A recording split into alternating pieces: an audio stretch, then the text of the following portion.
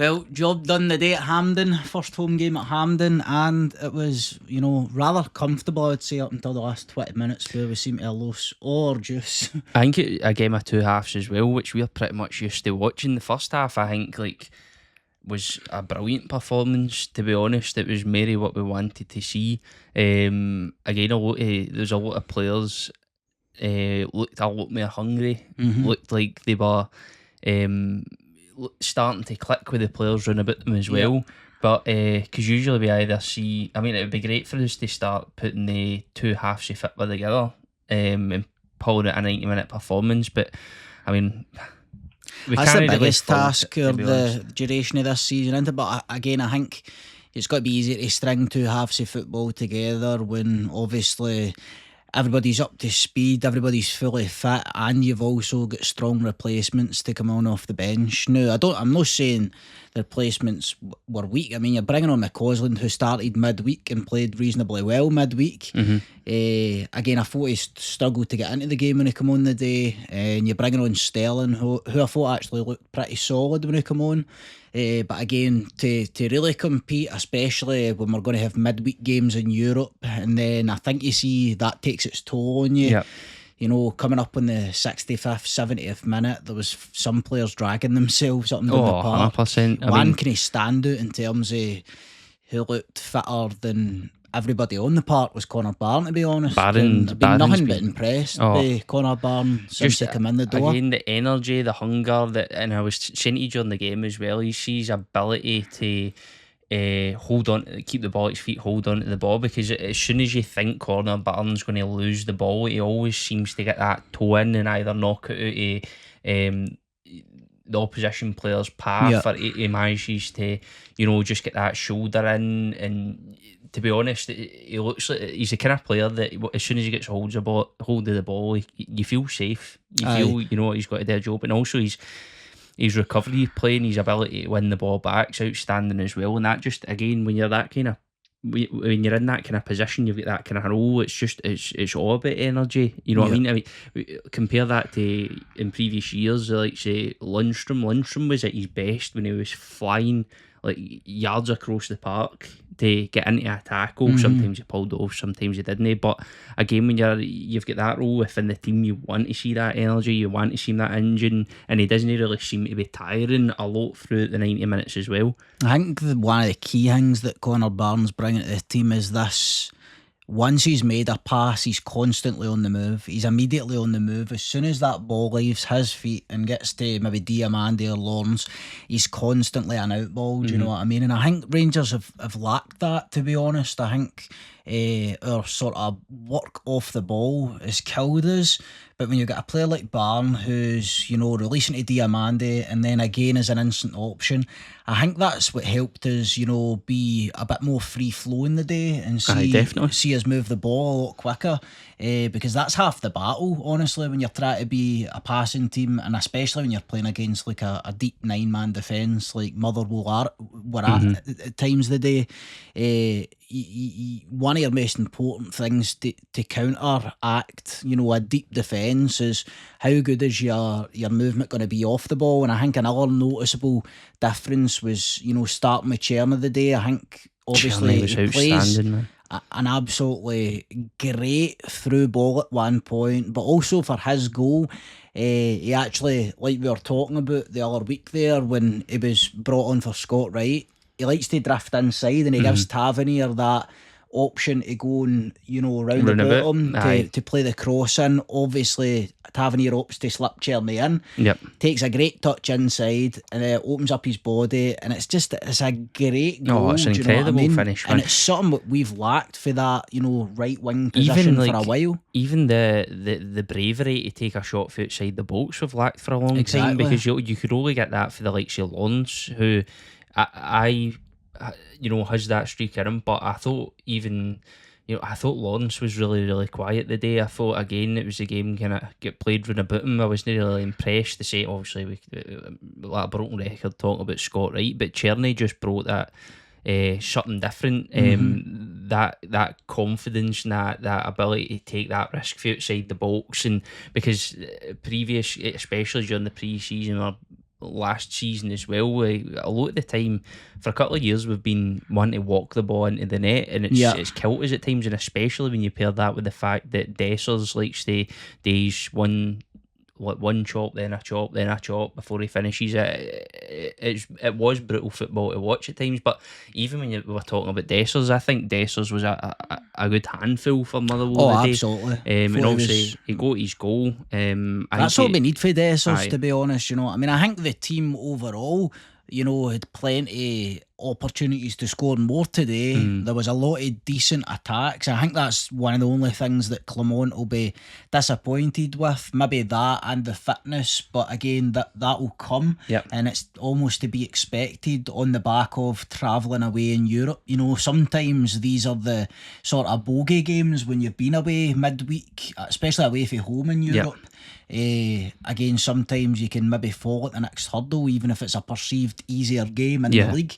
Do you know what I mean? You can definitely see the tiredness on the players' legs, but Czerny, for instance, when he gets on the ball, you can tell that he immediately puts the opposition in the back foot, and that's something we have lacked. And it's at times you can see it with Scott Wright, and again, that's the thing. I mean, let's be honest, 95% of the time he's just no there. But at times he'll pick up the ball and maybe drive inside. He'll look pretty dangerous. But every time Czerny got on the ball, it was like you could tell the opposition was taking note. You could tell he's a handful for the full back, whether it be his movement off the ball, he's drifting inside, he can come wide as well.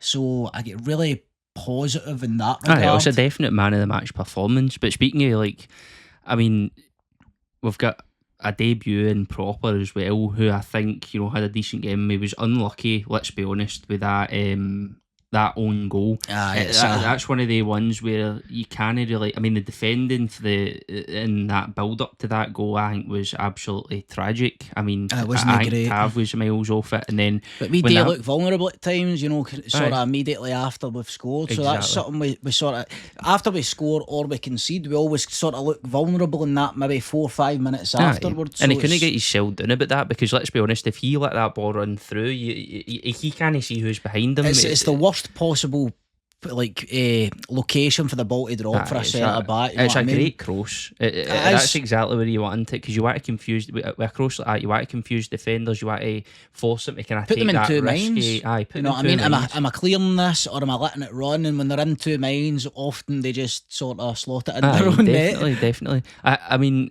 obviously Proper's got some bedding in today within the squad. I think even when Balogun come on, he still kind of oozes that kind of calm and composed. He's definitely our best defender, and I would argue, I would love, considering sort of recent performances, to see Proper and Balogun pair up partner for a wee while. Maybe something. I mean, it's no something that I think he's going to need to rotate that centre back pairing anyway. Although I'm against it, and I want there to be a sort of solid 2 centre backs, but just you seen it with Proper. He needed off the park come 65, 70 minutes. It was it was a good hour to 70 minutes we got out of him. I think other than the own goal, he looks like he's going to be he's going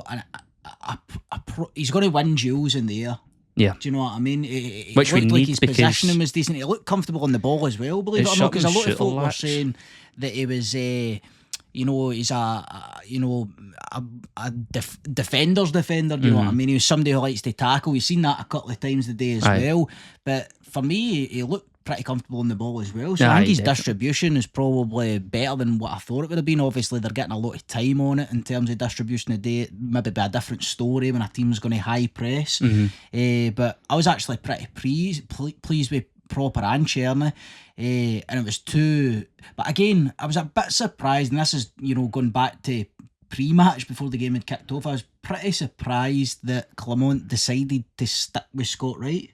That was the only surprise for the starting 11. Because when you've got the likes, I mean, all of the players we've got are more than willing. Maybe it's because it was at Hampden. Possibly. I mean, all the wingers we've got are capable of rotating with either side, to be honest. So I mean, you got the likes. I mean, we don't really necessarily play with Cosland there, but the thing that kind of keeps Scott Wright, I think, stuck to that starting 11 is I just don't think Matondo's I just don't think he's I think he's been good enough he's just to no warrant really a in consistent Clement's start. plans at all, to And be honest. and it's terrifying because then up pops the need to replace Scott Wright, because if Matondo isn't going to knock him off that starting lineup, then you know what I mean. We're going to What have about to Hefty? Was he on the bench today? I never see. even seen the bench, to be honest. I obviously he was brilliant coming in at that left wing position as well, and it's something that we could potentially, you know. Well, after the game, after the European game midweek, that's what everybody was saying. We need to start churning the right. We definitely need to start.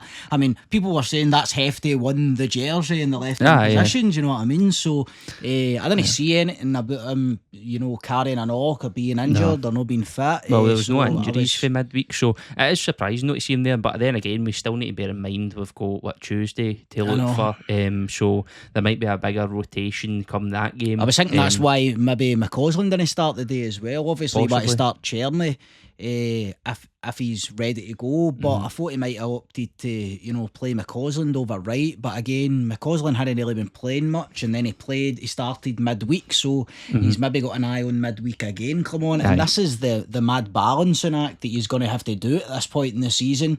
I know the season's just kicked off, but you're going Tuesday, Saturday, and let's be honest, the squad's nowhere deep in terms of, it's not deep enough in terms of quality. No, definitely not. You just look at that bench and you're no bringing on like for like. You look at it, and unless there's a heavy rotation, you're looking at that bench and thinking there's not really any. If we end up in a rut here, like who's realistically a few injuries and you're down to bare bones. Do you know you're what back I mean? to last year's team. You know what I mean? Which is what usually happens to us. But no, all in, I think it was a pretty solid performance. We're starting to see things click. We're starting to see a kind of identity, a kind of shred an identity coming through certainly. the way Clement wants to play. I mean, some good crosses in the day as well for Ridvan Yilmaz. I thought it makes such a difference. Barisic, going back to Barisic's best days at us, he never used to hang about in the ball for too long. He used to get the ball, touch it and whip it in. But I think as his career went on at Rangers, he started to slow things down, and he wasn't delivering the ball into the box as early as wanted. But I think Yilmaz was doing plenty of that today, and I think that was one of his biggest criticisms early in his Rangers career. Actually, Yilmaz was his crosses into the box just simply weren't good enough. But I think they've improved tenfold, honestly, over the last couple of months. Even put a cross in the box with his right foot at one point. That was decent, nearly a goal for it as well. What do you think of Danilo's lack of seeing Danilo? It's a bit of a bizarre one, to be honest. Strange one. Dessers seems to be playing 90 minutes like consistently. I know, it's interesting. I'm no like Dessers. He is our number one striker, though. Now that's fair enough, but to know have sort of that, if you want even a 5-10 minutes energy, for Danilo, if you want to have that high energy pressing, you've got to be rotating the strikers as well. And do you think he's really just not up to fit? Obviously, he missed a major portion of the season last season.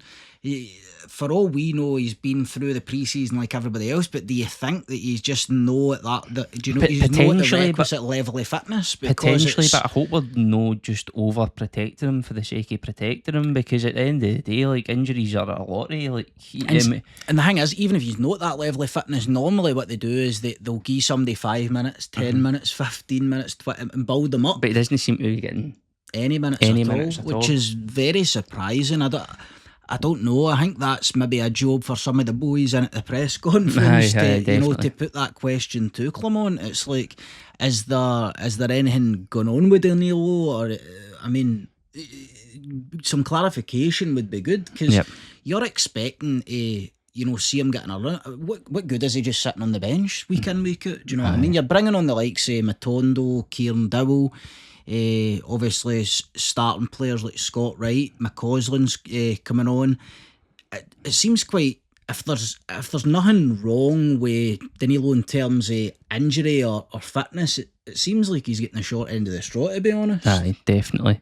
But let us know your opinions on the game. Let us know what you think about our opinions as well. Remember, the BlueSea channel memberships are a great way to help us invest a wee bit more back into content with your support. There's a wee join button up there if you're on your computer, and if you're not, then the link's going to be down in the description, and that's next to our socials. And we'll see you next time.